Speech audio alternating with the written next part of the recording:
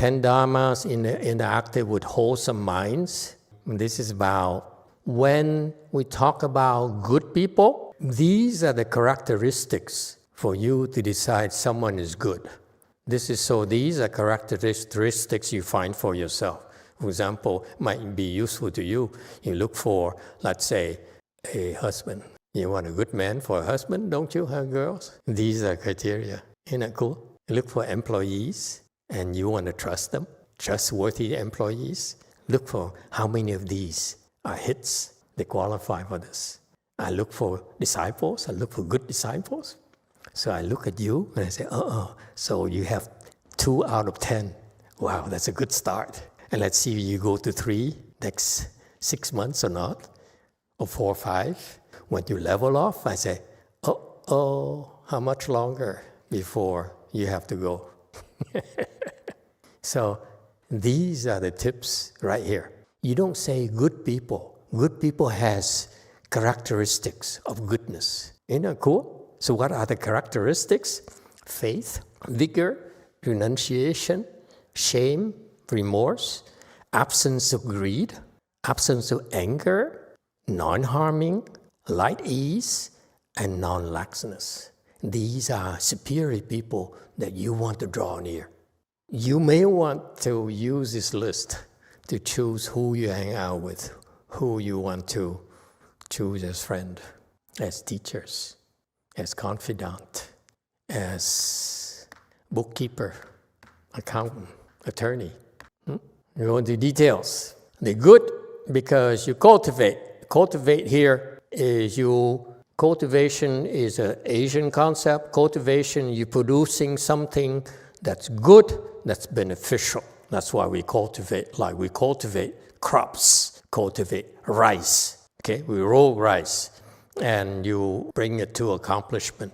The first one is faith.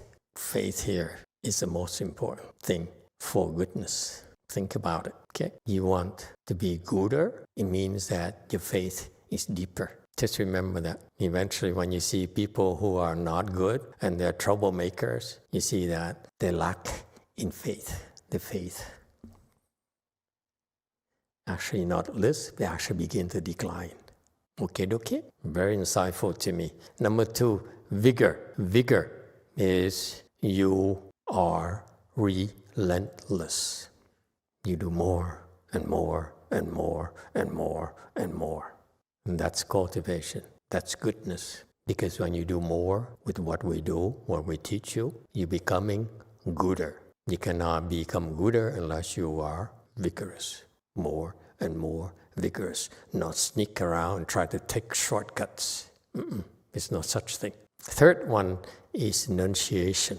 Enunciation here is, he's teaching at the Hinayana level. At least think about it. You renounce your evil thoughts. That's a coarsest one. It applies to you. Don't worry about others. Look at your coarse thoughts, your evil thoughts. Evil meaning that, such as you self-serving, you say, as long as I get what I want, I don't care. Okay, if I hurt someone so that I can get what I want, it's okay. That's evil. I don't like someone, I will hurt them. That's evil. Attachments is a final level where enunciation is that you're able to let go of the attachments because it's not good for you. What kind of attachments? You have to decide for yourself. So enunciation is that in our temples, the way I train you, enunciation is when I come to you and said, you're being tested of this. I'm warning you. I'm being kind because I know that's your weakness. So in other words, my message to you, because when you're at that level, my message to you is, are you willing to listen to me? Are you willing to let go of this?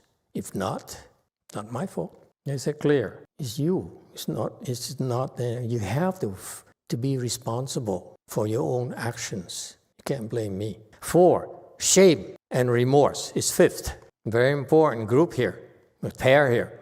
Shame and remorse. They always come in pairs. Shame is outside. Remorse is inside. Shame because I feel shame because I failed you. I'm not going to make excuses. I failed you, okay? I'm not going to cover it up. I screwed up. I failed. Yes, I'm ashamed of that. I fall short. I could not deliver. I'm ashamed of that. I'm ashamed of my failure. I'm not going to hide it. I'm not going to make excuses. Remorse is that inside. Shame is I admit to you.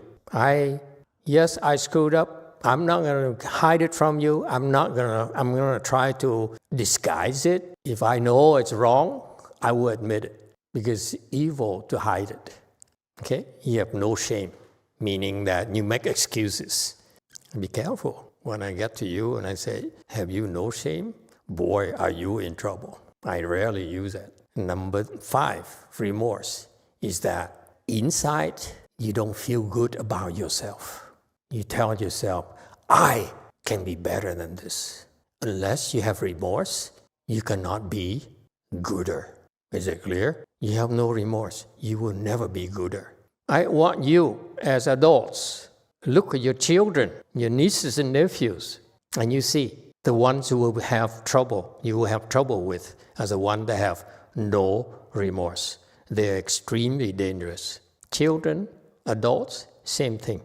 They have no remorse inside. It's not about they confess it or whatever, okay? It's in their behavior. Emituofo, Emituofo, Emituofo, Emituofo, Emituofo, Emituofo, Emituofo.